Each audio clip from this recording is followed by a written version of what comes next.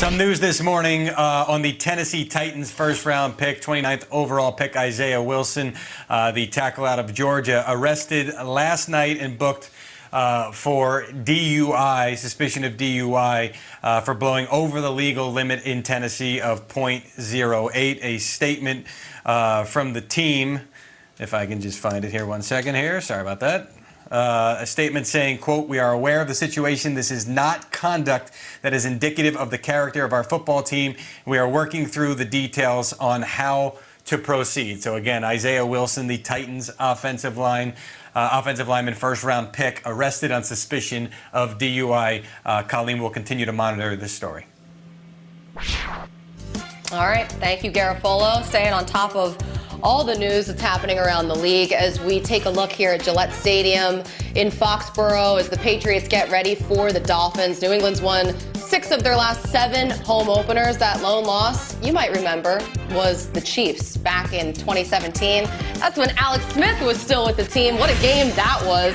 And look, if we're talking New England, you know we're talking to Mike Giardi. There he is. And, look, we've seen these, well, we haven't seen these two teams yet. We're excited to see these two teams. And for the Dolphins, they might see a little window of opportunity here. How big is that window? Well, they're feeling pretty good, Colleen, about where they're at right now in year 2 of the Brian Flores experience. And I think one of the very interesting things is last year, what was the buzz? Tank for Tua, right? Well, they were too good to tank for Tua, yet they ended up with Tua anyway as he slipped a little bit in the draft because of the injury. And now Tua waits because he can't beat out, at least not yet, Ryan Fitzpatrick. That's right. The guy is 8 years older than anyone else on the Miami Dolphins roster. He's thrown touchdown passes for 8 different teams. He is the opening day starter. And Brian Flores absolutely loves this guy. Loves him. He says he has all the characteristics that we want of a Miami Dolphin. He said he is competitive. He works incredibly hard. He's a smart player.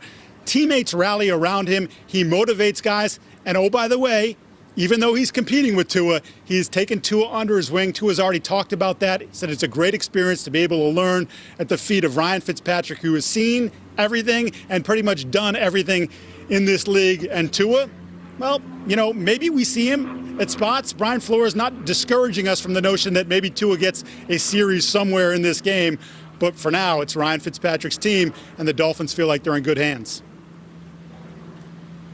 I mean, if Tua gets a series, that'll be like catnip for everybody. So nothing against Ryan Fitzpatrick. He's Fitzmagic. We love him. But this is such an intriguing game for so many different reasons, and that is definitely one of them. So, Mike, thank you for that as we look forward to the game tomorrow. And we look forward to predictions here because that's what we do. And we nail the predictions as well because, look, we're kicking off another season, so that means we got to dust off the old crystal football, and we don't have our favorite Spencer's souvenir gift that we get to look into at the studio at NFL Films, but that's okay. We're going to make it work because that's what we do. And you guys, every year you make it work. Just look at the predictions that you've crushed the last couple years. Future MVP of the league this year, young guy. Hold up, this can't be right. It's Patrick Mahomes. Patrick Mahomes. This year? MVP this year, Kansas City Chiefs. Yeah, something must be broke. When you drop back as a passer and then run the ball, you'll really surprise defenses. I see Lamar Jackson as the MVP of this league. Look out, guys. Look out, guys. So take a moment there. Good job. Good job. All right, so this was back-to-back years. You nailed it. So since you're so good at this, you two, D-Hall, how about let's hear your prediction?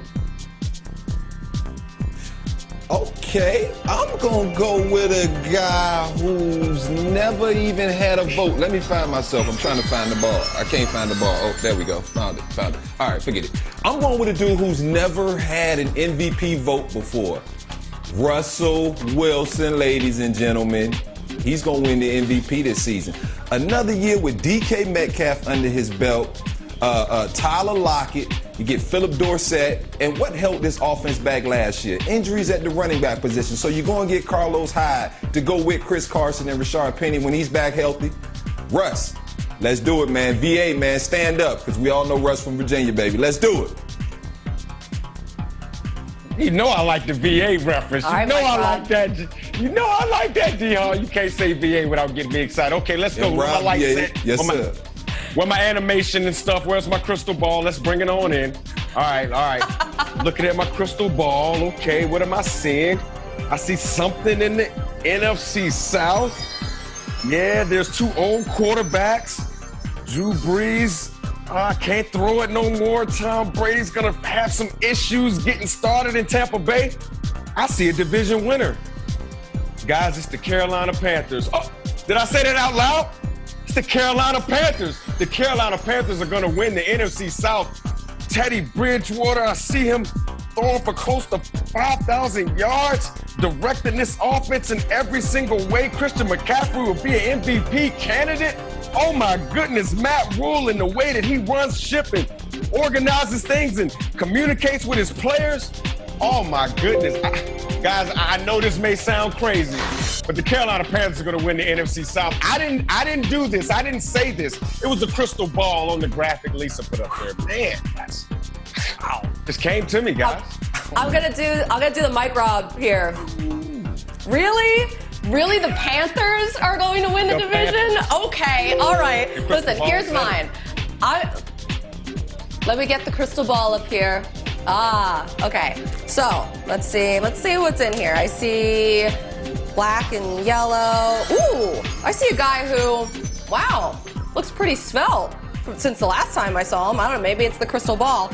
It's Big Ben because he's winning comeback player of the year at 38 years old. Listen, look at what they were able to do last year with Mason Rudolph and Duck Hodges. I mean, they were 8-8, but they still almost made the playoffs. That defense is so legit. And Ben Roethlisberger saying that he's throwing for the first time without pain in years. Of course, he's slimmed down. It's like that's that time of the year where everyone's like, I'm in the best shape of my life. But I feel like for Ben Roethlisberger, that could be true. And then him coming back, I think that's just going to elevate Juju Smith-Schuster. It's going to help out James Conner. There's so many ripple effects of just having him back in the fold. It might not be the boldest prediction, but guys, I'm in it to win it because I missed out on the Picks Championship last year. I haven't won the Crystal Football Award yet, and this is my year to do it. So there you go. Big Ben, comeback player of the year. Jeezy. Listen, you're missing your props. Some people got props sent to their house. So I'm just going to throw it on right here. What? And I even have my own crystal ball here. If you want to do this, I got my crystal ball that I'll use here. If you want to get rid of that, it's up to you. Jeezy, don't lie. You had that in your I thought closet. mine was going to be the craziest. Mike, Rob, yours is the craziest. So I actually feel a little bit better about this one. Colleen, a couple minutes ago, you said between the Vikings and the Packers, who wins the NFC North? And I said, well, I'll pick between those two. And somebody at home probably said, he's really going to pick the Bears to win the NFC North? No, not them either. Give me the Detroit Lions for the first time since 1993. They're going to win the NFC North. Because you don't want to know why? Because they're actually going to run the football this year. They signed a tackle, Halapuli Vaitai from the Eagles. I just wanted to say his name. He's not even playing this week, but I wanted to say his name anyway. Run the football, Detroit. You got Jamie Collins and Jeff Okuda, the guys in defense that I think are going to help that unit lift. And I'll say this. If they don't trip out of the gate and lose confidence in their coach, I think they can finally start to feel it, and they win the North. How about that? Good job, Jeezy. Good job. We're going to have to figure out a situation where Jeezy needs to wear that hat for an entire show one week. So I don't know what it is. We'll have to figure that out. But how about if I'm wrong about this, I'll wear it for the first round of the playoffs. Or as soon as the Lions are eliminated from division contention, I'll wear it for the whole show. Ooh. Sold to the highest bidder. Absolutely, that is what's happening. You heard, hey, you put it on record. That's wonderful. I'm so here for that. Awesome stuff. So speaking of predictions, we've heard this one before. This is the Browns' year. Okay, this time we really mean it though. That's coming up next. And are you excited about Leonard Fournette as a Buck? Are you sick of pirate puns? I'm going to say ahoy to Adam Rank coming up to help your fantasy lineup, and then you can help save our ship.